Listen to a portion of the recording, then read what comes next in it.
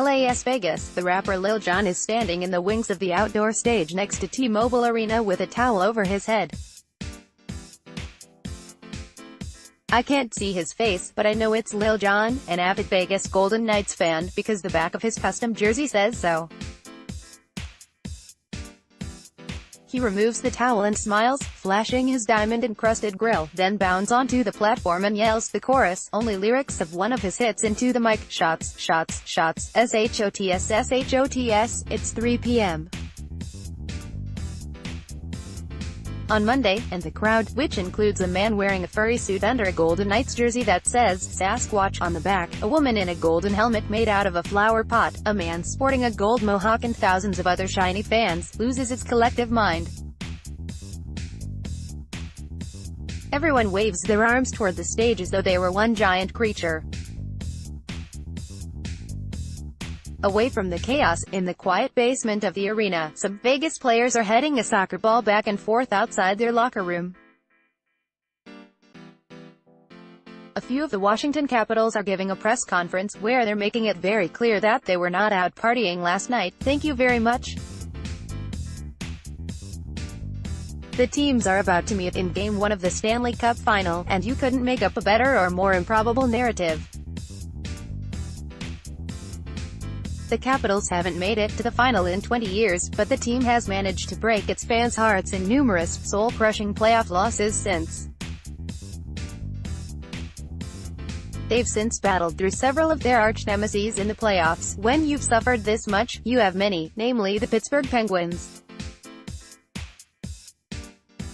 Alex Ovechkin, the Caps star, is one of the greatest players to never win a championship. This could be the year, if the team can get past the Golden Knights, whose general manager George McPhee was the GM in Washington from 1997 to 2014. And whose goalie, Marc-Andre Fleury, thwarted Ovechkin for years when Fleury was with the Penguins. As for the Golden Knights, they didn't even exist a year ago, and the team was cobbled together from guys that other teams didn't protect during the expansion draft. The most tortured fan base in hockey is facing the newest, in a town where people didn't even know they needed the sport until Golden Knights owner Bill Foley rolled in. Everyone thought the billionaire was crazy to try to build a fan base in a transient city that caters to visitors and doesn't lack for activities. But the growing population of locals, lured by low cost of living and an increasing number of jobs outside the service industry, was hungry for an identity separate from tourism. They were starved for something to call their own. The crowd of gathered thousands, all chanting, "Go Knights go," proves hockey in the desert makes all the sense in the world. 2 hours after the Lil Jon concert, a replay of his performance appears on the video board before the game begins. The crowd is mostly Golden Knights fans, with Caps fans, several of whom tell me Vegas fans have been very friendly to them so far, in red, dotted amid the ocean of black and gold. As I stood in the crush of bodies outside earlier, I asked about 20 or so of the people around me who were decked out in Golden Knights gear where they were from. All of them lived in Vegas. Normally, the pump-up video before a game in Vegas features lots of armored knights on skates pulling swords out of stones.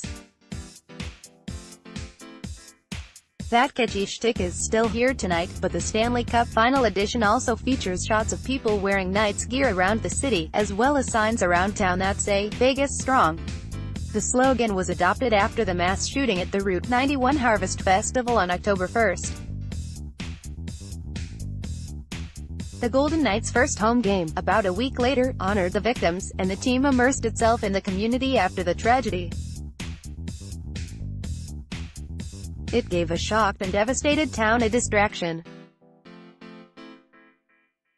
A woman I met today told me that her friend was at the concert when the shooting started and her PTSD was so bad she couldn't be around crowds.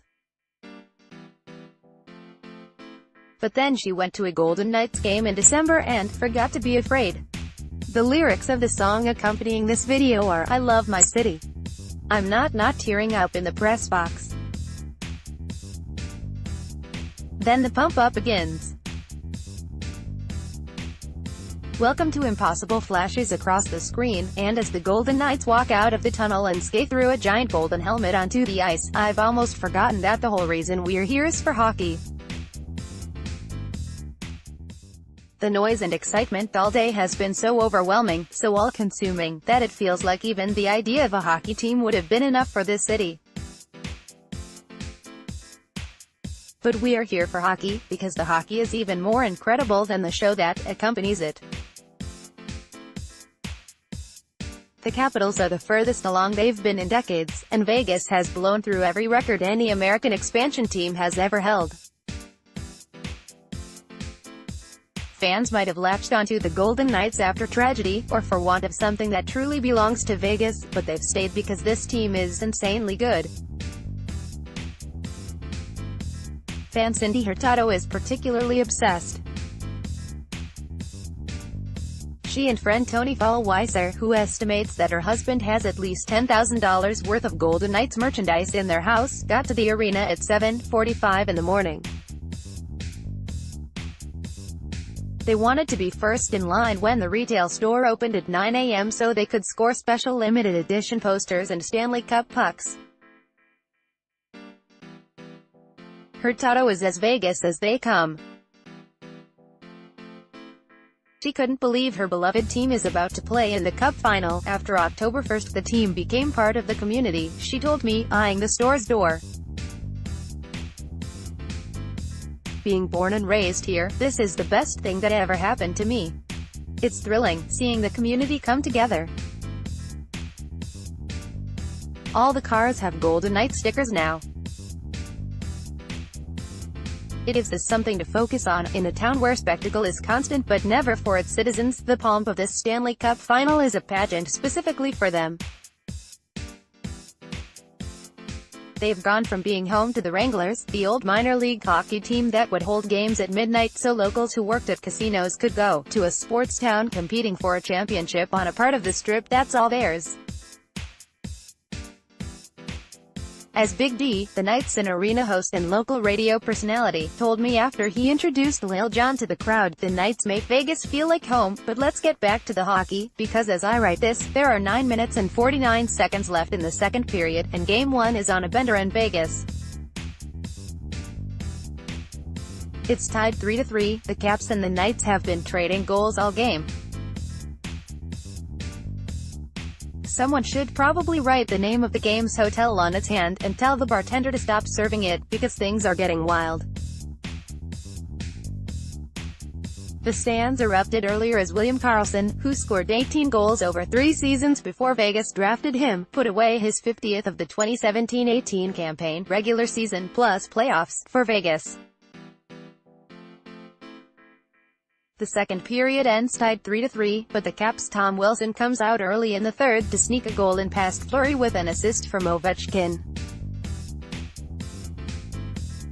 And then, a minute later, Ryan Reaves scores to answer for Vegas. It's tied 4-4, in the third. This game feels too good to be true, much like both of these team seasons feel too good to be true, much like the fact that they've met here feels too good to be true.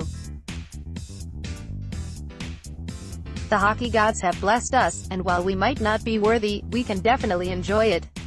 Tensions flare as Fleury makes a save. TJ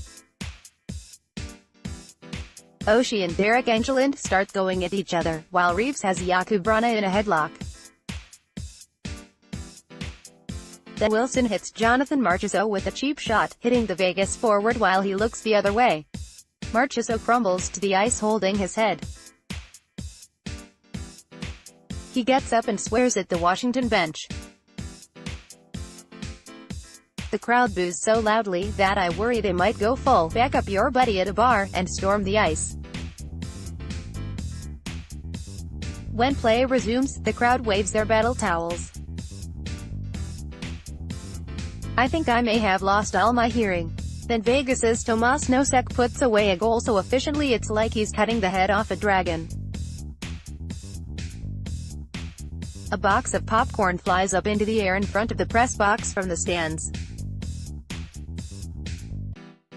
Battle towels are twirling, fans are chanting, the drummers in the plastic castle in the nosebleeds are drumming, and if you could take the blood pressure of T-Mobile, doctors would be alarmed. The Caps can't answer, and no sec scores into an empty net in the game's waning seconds.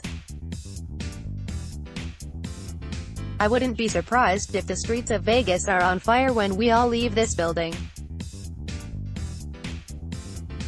The Golden Knights have been promoted in royal court and are now Golden Princes. If they pull this whole thing off, they'll be kings.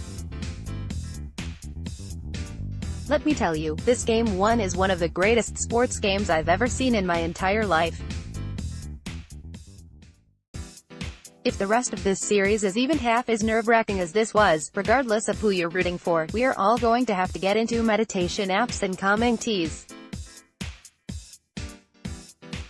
In the locker room after their victory, Golden Knights players are pleased, but they're not ecstatic like their fans, and they're certainly not counting any chickens with potentially 6 games left. There are a lot of standard hockey answers like, "We're just thinking about the next game," and "The Caps are tough opponents," and "We just need to focus," etc. But no sec lights up when I ask how the crowd played into their performance. "It felt like a C," he says. "I was looking at one part of the crowd the whole time, and I feel like those people never sit. They were just standing up. They should probably play stand-up prices. It's been crazy, the whole year long, to be able to reward them with one more game, one more round. It has been fun. It's just," he pauses, "everywhere you go, you see a hat, or a jersey, or a t-shirt. It's cool. You're proud of your town. It's as simple as that."